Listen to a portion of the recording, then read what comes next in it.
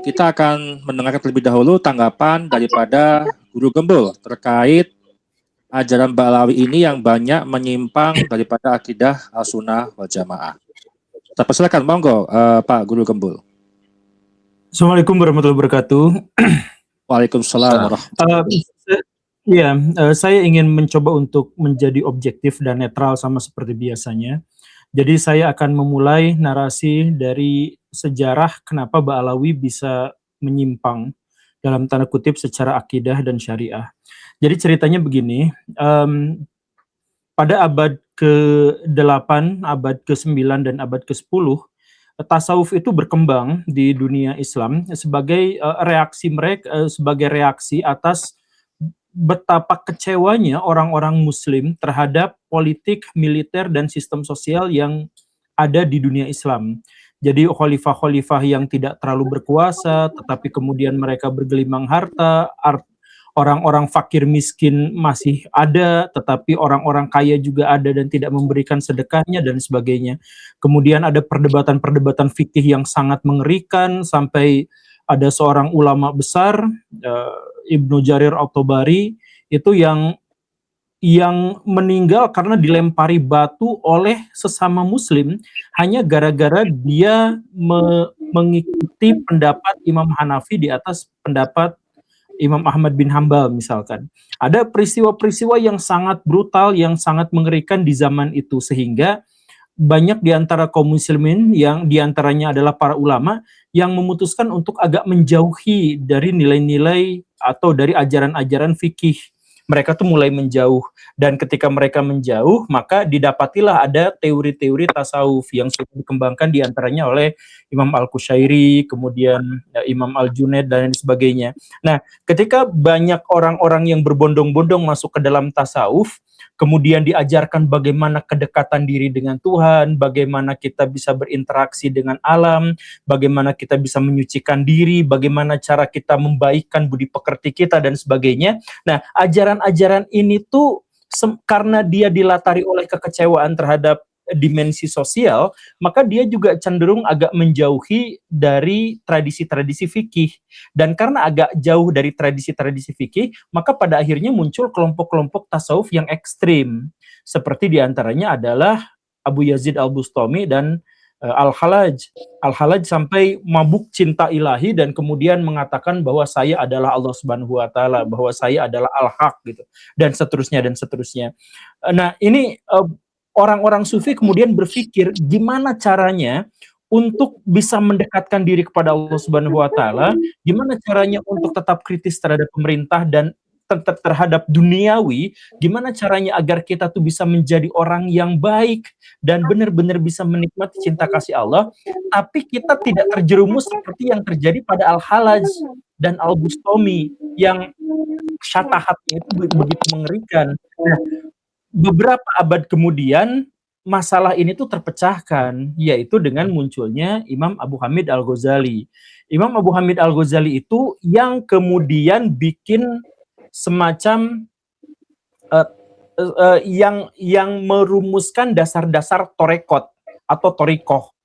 Nah, tarekat-tarekat itu sejak saat Imam Abu Hamid Al-Ghazali itu bikin, dia jadi seorang sufi di akhir hayatnya, kemudian setelah itu dia mulai mengajarkan metodologi berorganisasi dalam tasawuf itu, dan akhirnya bermunculanlah tarekat-tarekat. Salah satu yang kemudian paling pertama, tarekat pertama dan paling signifikan dampaknya, itu adalah tarekat yang dikembangkan oleh seorang yang kita sebut sebagai wali, Syekh Abdul Qadir Al-Jailani atau Al-Jilani, karena berasal dari Jilan.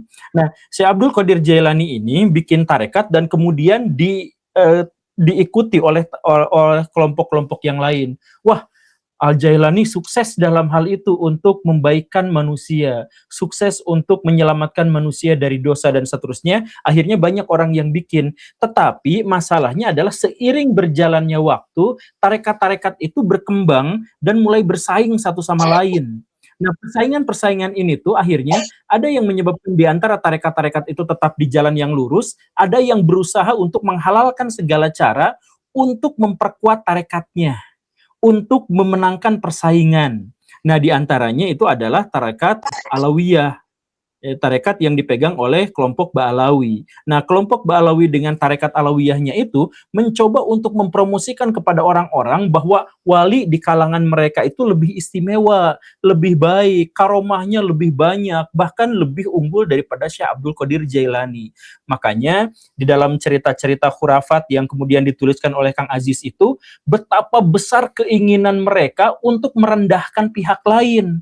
Para sahabat direndahkan, Syekh Abdul Qadir Jailani juga diremehkan, kemudian ulama-ulama di sekitar mereka juga dianggapnya tidak sebaik ulama mereka, bahwa sejelek-jeleknya klan mereka itu tetap jauh lebih baik daripada ulama-ulama yang lain, dan lain sebagainya. Ini muncul sebagai keinginan untuk berkompetisi. Tetapi beda sama torekot-torekot yang bagus, di mana mereka memiliki metodologi yang baik, di mana mereka menciptakan sistem organisasi yang baik dan sebagainya.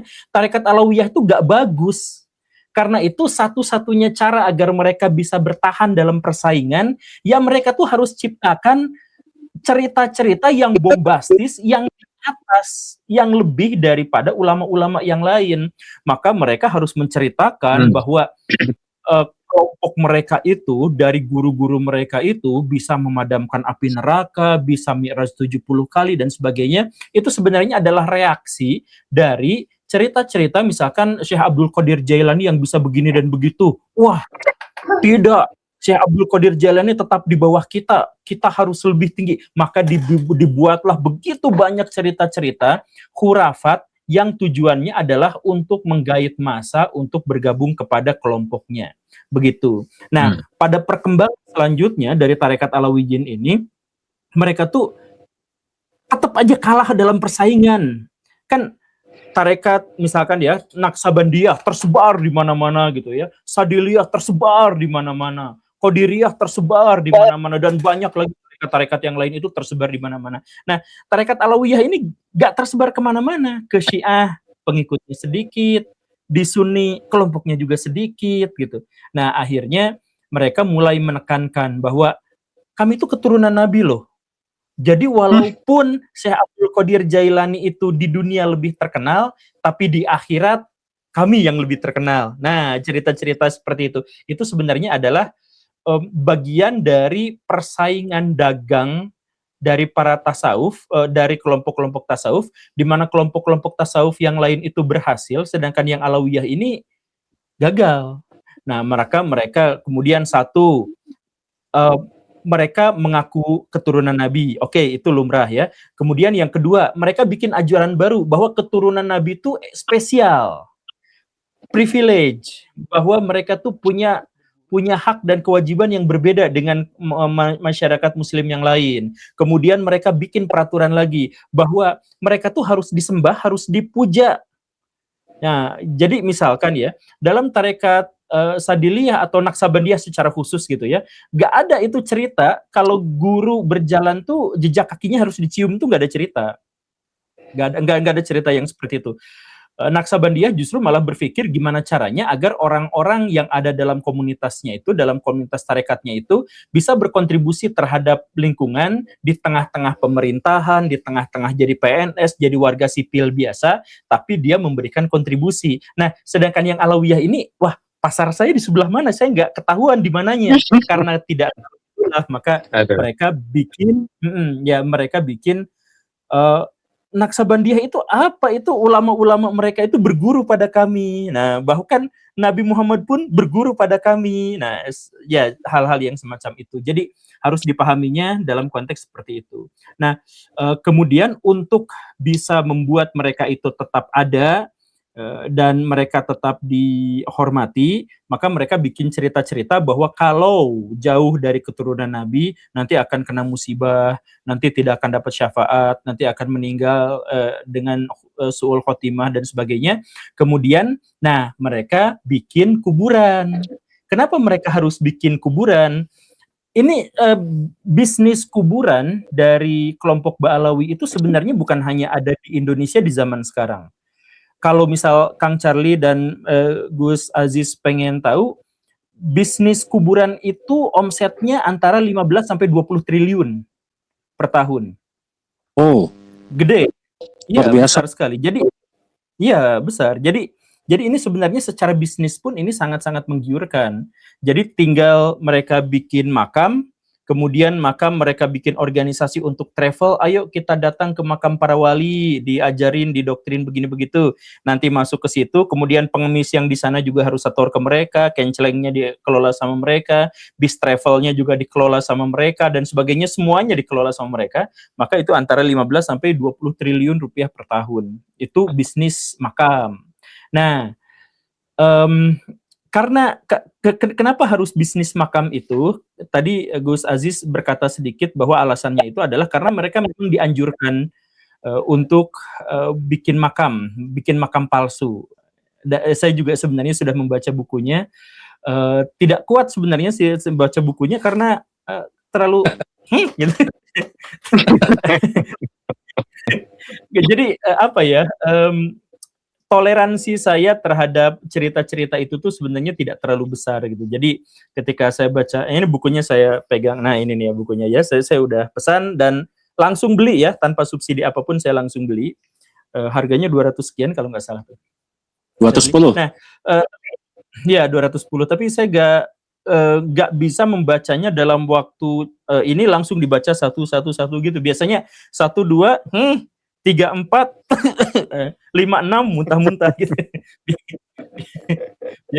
Karena ceritanya ya ceritanya begitulah. Ya tapi balik lagi bisnis makam itu bukan hanya di zaman sekarang, tapi di zaman dulu bahkan ketika siapa dari kelompok Ba'alawi itu yang jadi komisarisnya Belanda di Indonesia, itu laporan-laporan Belanda juga mencatat bahwa orang-orang Ba'alawi memang bisnis makam.